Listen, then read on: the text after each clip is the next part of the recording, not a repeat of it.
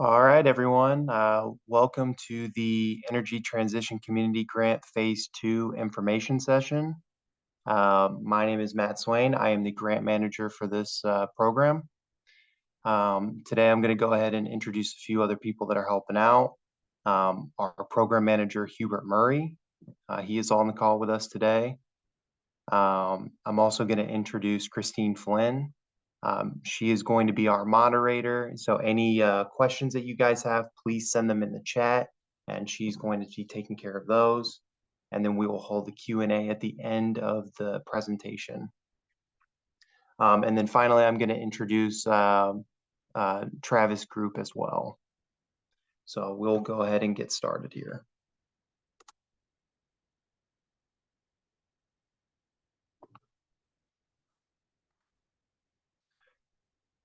So just to kind of give an overview, this session is going to cover the Phase 2 application materials, the application, both the Appendix A and B, as well as the Uniform Budget Template.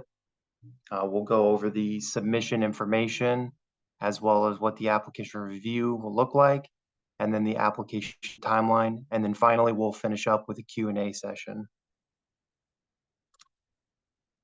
So starting out with the Phase 2 application, we have the demographic information. Most of this is pretty basic stuff just to fill out, but the biggest things that we wanted to know is make sure that the contact person is up to date. Make sure that is the correct person as well that should be receiving any and all communications coming from us, because we want to make sure you guys are getting all the information whenever we send stuff out.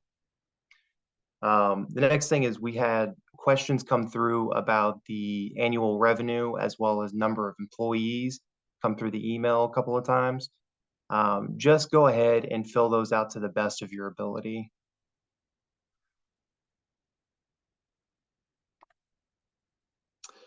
So part 2 is the grant request.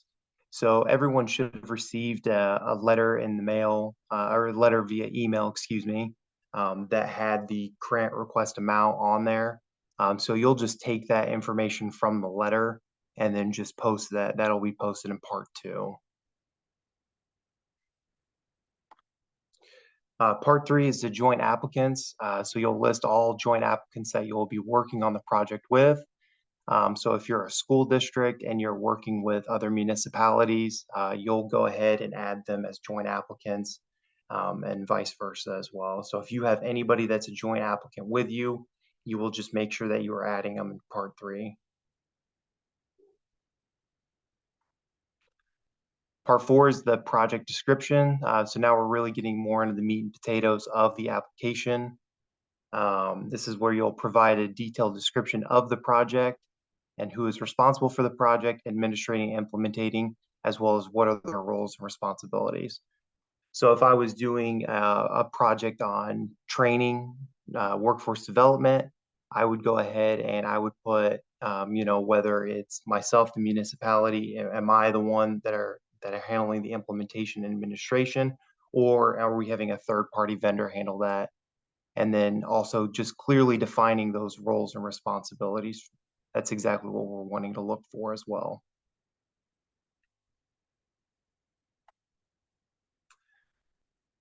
So part 5, we have the project types. So we have 6 project types here listed. We have capital project, energy efficiency, renewable energy, training, staff augmentation, planning, economic development, and energy investment.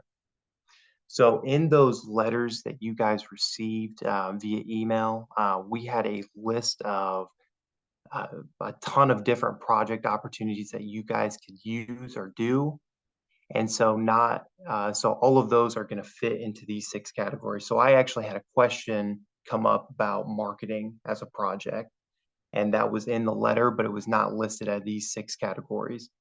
So what I said was to go ahead and place marketing and check the planning and economic development box, because that's where marketing would fall under. So just be able to fill this out to the best of your ability on what your project is and just find the one that most closely matches that.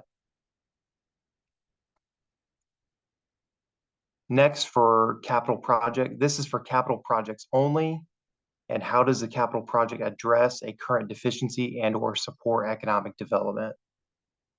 So from here, if you're doing a capital project, so I actually had a question about an art gallery as a capital project.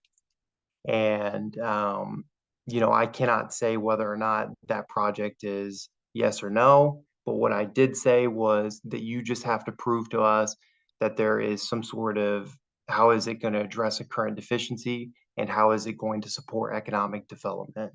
So if you're able to clearly define that in your application, then you'll have no issues receiving an award. So part 7, so this is for project beneficiaries or trainees. So if you're working with a project that specifically focuses on training workforce, you would then put who is eligible to participate. So if I was doing workforce, I would label, whether it's the community at large, they're able to participate, or maybe those affected by the plant closures or any number of different eligibility requirements. But we want those listed in the application. And then from there, you'll go ahead and provide the plan. Like, how are you going to reach out to these individuals? How are they going to know that there is this technical assistance and support? So we really want you to provide in-depth detail about that as well. And then finally, like, how will this program reach the populations that are historically underserved and or most impacted by closures? So how is your training program, how is that going to impact those individuals? How is it going to help them out the most? And then just being able to provide tons of detail on that, that'll help your application.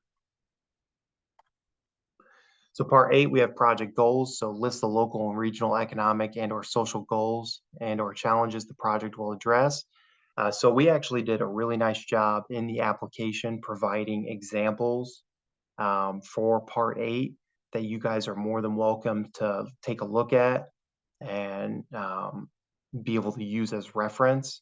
So I won't go in much more detail on part 8 for now, just because we have that example listed in the application. So part 9, impacts of plant or mine closures. So how will the project address the economic and social impact of plant or mine closures? Again, we really wanted to help you guys out. So we did provide an example in the application for you guys to reference as well. So for this question, so go ahead and take a look at those and use those as reference material. So part 10 is the project timeline. So what is the timeline for project implementation? This also corresponds with Appendix A in the project timeline, and we will actually go into more detail about Appendix A in the following slides. So part 11 is the stakeholder engagement process. So really we want to know what just describe what the process was for the stakeholders and how you guys arrived at your project proposal. We want to know how the information was inputted, how was it solicited and received, and then what were the specific organizations or individuals that provided input and in what form. We will go through Appendix B and provide more information once we get down to there as well. And then finally on the application, it's the budget template. This is a super easy one. It is just check the box confirming that you have completed and attached the budget template. So it's just a yes or no question. It's just an additional reminder for you guys to not only complete the budget template, but to also attach it, because we don't want to deny anybody for just forgetting to just attach the budget template. So now we're going to move on here to Appendix A, the project timeline. So here we would have at the top, you would fill out the project title, and then we have the anticipated project start dates and end dates. So we want this for the entire life of the project. So for example, here we gave from September of 24 through July of 27. And from there, we want the project activities, the estimated start and end dates of each of the months that the activities are going to take place, as well as what the project milestones and projected outcomes will be. And then next, what we have are these critical decision points, or these go or no-go points. These are very important. Like if these activities aren't taking place, then it can affect the entire project. So for this example we gave at the bottom, we were talking about defining goals, identifying partners. That is a critical decision point. That is an important piece of information. And so from there, if it is a critical decision point, you then have to fill out a deliverable and what that deliverable is.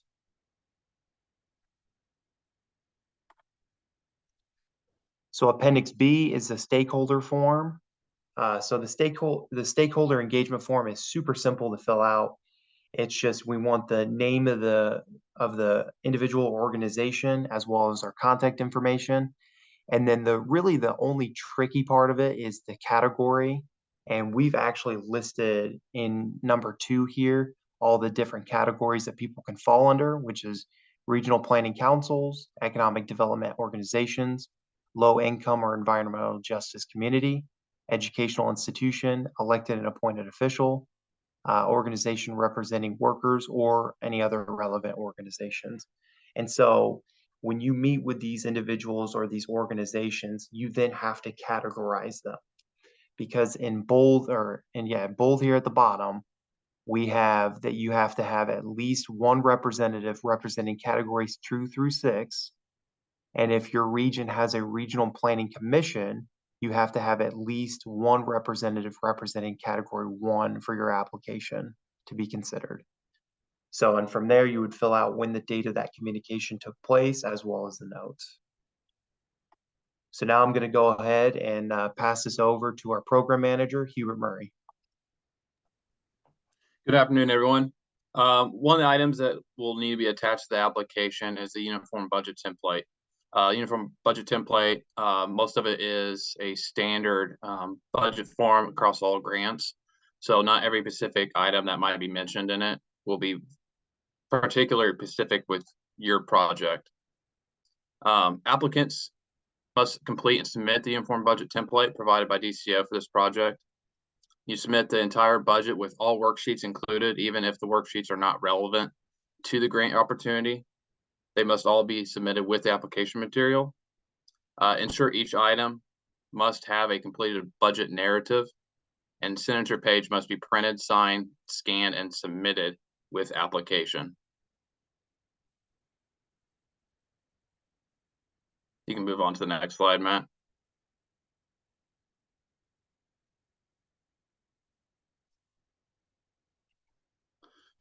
So on the certification tab, this is a mandatory check to certify the tab must be thoroughly reviewed.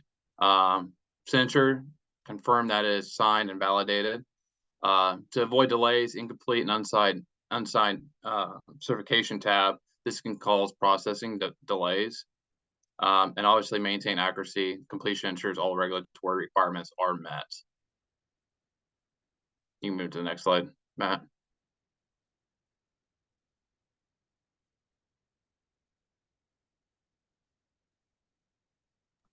We're on the next slide.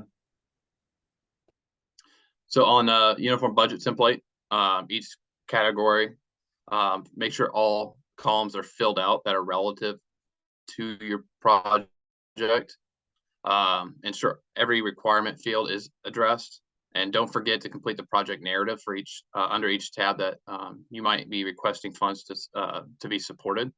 And then make sure your detailed and accurate information prevents delays and misunderstandings. One item I want to address specifically with section C is that first paragraph where it's speaking about a threshold of $5,000 for equipment costs under the equipment tab. That's specifically for personal equipment. So when you see that, make sure you're aware if under the equipment tab, it's not talking about equipment in general. It's speaking about personal equipment. There's a threshold of $5,000 limit. You can move on to the next tab, Matt. So on the narrative summary, this is an opportunity to confirm that your total project costs align with the requested funding. Remember, this tab is locked. It auto-populates by the other category tabs. And this page summarizes all category tabs and validates the total project cost submitted. This tab is used to verify that the requested funding that you supply on your program application reflects the exact total that's on the budget template. So this tab will be an accuracy check to verify nothing's been missed, and full funding request is accounted for.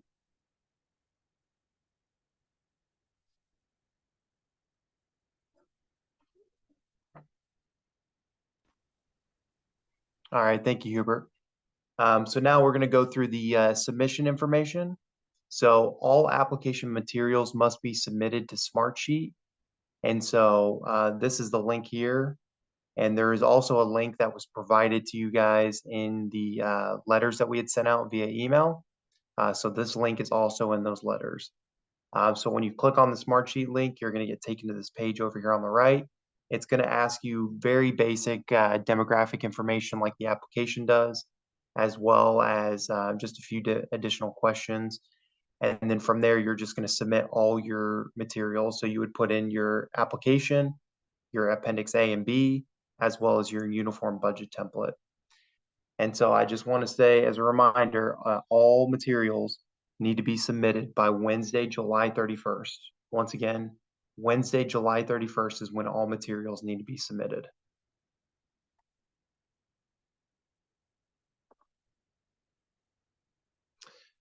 Failure to meet the application deadline may result in the department returning application without review or may preclude the department from making the award. As well as any cloud-based documents are not allowed. So please just make sure that you are using the application materials that we provided.